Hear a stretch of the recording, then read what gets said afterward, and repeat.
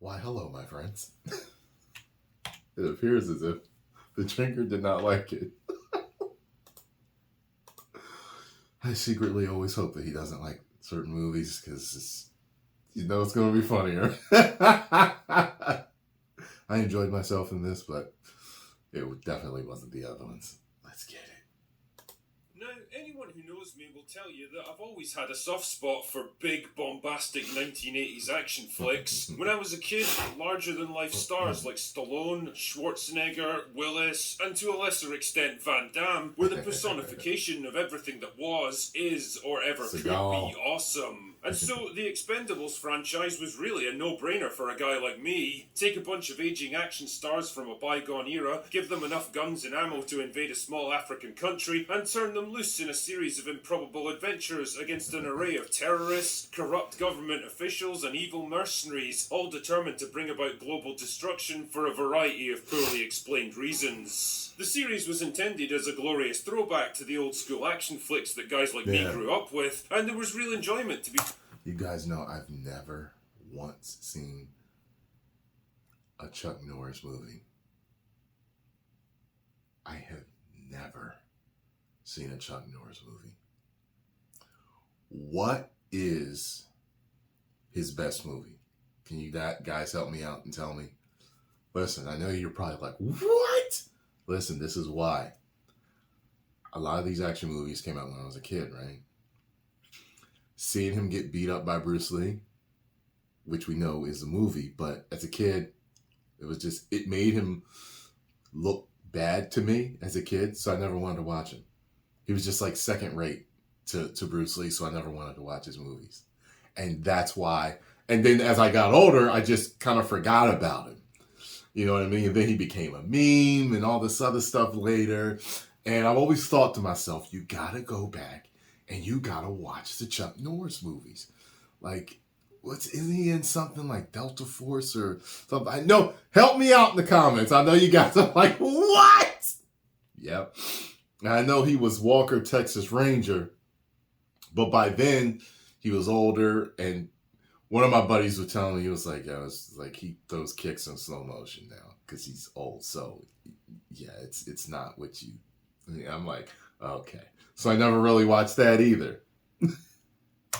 Found in seeing these titans of the movie industry joining forces at last, trading quips and kicking ass together. Mm-hmm. Yeah, it was dumb and completely implausible, but who cares? That was part of the fun. The series kind of burned out with the Expend4bles 3, which felt rushed and sloppy despite its star-studded cast, and when Stallone bailed out of the sequel due to creative differences, it seemed like the end of the road for the Expend4bles. And to be honest with you, I was fine with that. After 3 movies, they'd done everything they could do with the concept and basically run out of old action stars to resurrect. But hey, never let an idea go to waste when there's a few more dollars that can be squeezed out of it. So here we are, almost 10 years later, reuniting what's left of the gang with Expend4bles 4, or Expend4bles.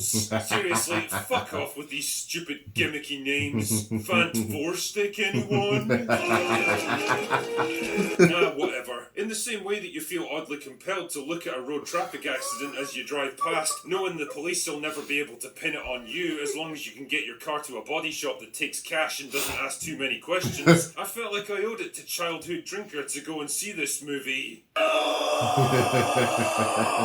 But good lord, I truly wish I hadn't. Expend4bles 4 feels like the crusty remnants of some old rock band making an ill-advised comeback for one last tour that nobody asked for, with half of the original lineup missing and a bunch of talentless newbies filling in for them. Everything about this movie just feels off. Like if this had been made in the 1990s, it would have been some low-budget direct-to-video sequel to a much bigger theatrical release that didn't do quite as well as the studio had hoped. Nobody's heart really seems to be in this one. It looks cheap as fuck. The dialogue has no energy or excitement to it. The action scenes somehow manage to be ludicrous and boring at the same time, and everyone involved gives off this weirdly tired, disinterested vibe, like they already knew the kind of shit they were making and just wanted to get it over with so they could collect their paychecks and go home. If this is meant to be the final movie in the franchise, which it almost certainly will be considering its disastrous box office run, then it's a real wet fart of a climax that even Tatiana would be embarrassed by. And believe me, she's experienced many wet fart climaxes.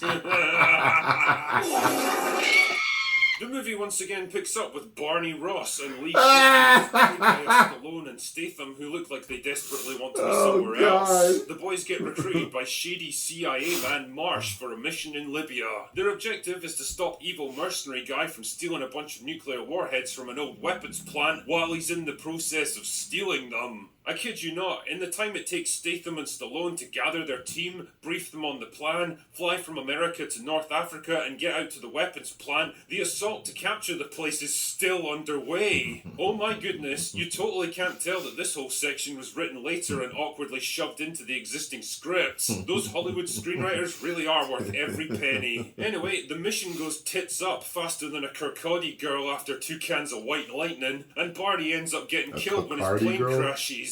Oh no, can you believe that he's dead and gone forever and totally won't make a miraculous appearance at the climax of the movie? What a crushing blow. Anyway, a new team is quickly assembled to go after the mercenaries, led by a very plastic-looking Megan Fox, who for some reason thinks she can do action movies, and accompanied by Marsh, who's there to make sure that they don't fail a second time. So, like, is it Marsh that's calling the shots here, or Plastic Fox? Who even cares? So the gang all head out to a cargo ship, which the mercs are planning to self-destruct near the Russian coastline and trigger World War III, but oh no, they all get captured without a shot getting fired, because that's totally how the Expendables roll now, and it's left up to Statham to make his way on board, rescue the gang, take down the villains, and stop the nuke from going off. Some cool fights, about 30 minutes of uninspired action sequences, not so shocking betrayals that anyone with more brain cells than your average YouTube reaction channel would have seen coming from 10 miles away, frequent jump cuts to hide the use of stuntmen, dialogue so cliched and wooden that it makes the room look like Pulp Fiction, and last minute rescues that surprise absolutely no one because we all knew they wouldn't have the balls to kill off any major characters. Like I said earlier, there's something decidedly off-kilter about Expendables 4, from the cheap and sloppy production design to the lackluster performances to the truncated cast. Arnold, Terry Crews and Jet Li are all gone now, and while some of them only had limited roles before, their complete absence here leaves a gaping hole that the rest of the cast struggle to fill. I mean, let's be honest here, I don't think many people are going to rush out to see Randy Couture or Dolph Lundgren these days, and the new replacements are even worse. 50 Cent fucking sleepwalks his way through the movie looking like he's got no clue what he's supposed to be doing or why. He's got absolutely no chemistry with the rest of the cast. The script gives him nothing meaningful to do, and most of the time he feels like a complete fifth wheel. Megan Fox is also here as the world's least convincing special forces operative. She can't fight or move to any real degree. She's got no gravitas or authority when she's supposed to be leading the team, and most of the time she just looks bored and completely spaced out. I mean, Ronda Rousey wasn't exactly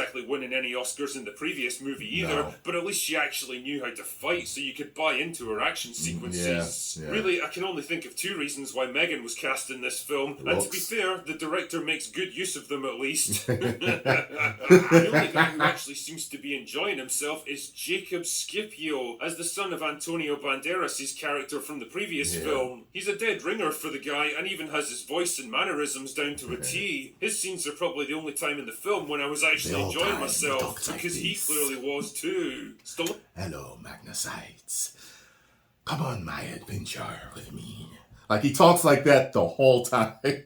Stallone originally wasn't even supposed to be in this movie, so the script had to be reworked on the fly to include him, and holy shit, you can really tell how awkwardly his scenes were cut in. It's like the writers had to come up with a solution in the space of a single afternoon, and the best they could do was, let's say he disappears in the first act, but then he comes back at the end because he faked his own death. I think I can smell shite. Yeah, sure, okay, fucking genius stuff right there. With Stallone MIA, the bulk of the work has to fall on Jason Statham, who's normally pretty reliable as a leading man, but just like everyone else, he comes across as bored and checked out for most of the film. He can still hold his own in the fight scenes, but even he struggles to make anything out of the absolutely atrocious dialogue he has to work with. All of these various problems add up to a movie that's completely outlived its own premise. Most of the big stars that formed the backbone of the series have drifted away now, and the ones that did bother to show up are really just phoning it in for an easy payday. The action sequences that used to be a giant middle finger to the soulless CGI CGI excesses of modern films have devolved into the very thing they swore to David says destroy, plenty of lifeless and CGI in this. flaccid and completely uninvolving. And the amateur hour script fails to provide the glorious send-off or even the definitive conclusion that the series deserves. It's nothing but an embarrassing wet fart of a movie that everyone involved with probably wants to forget as soon as possible,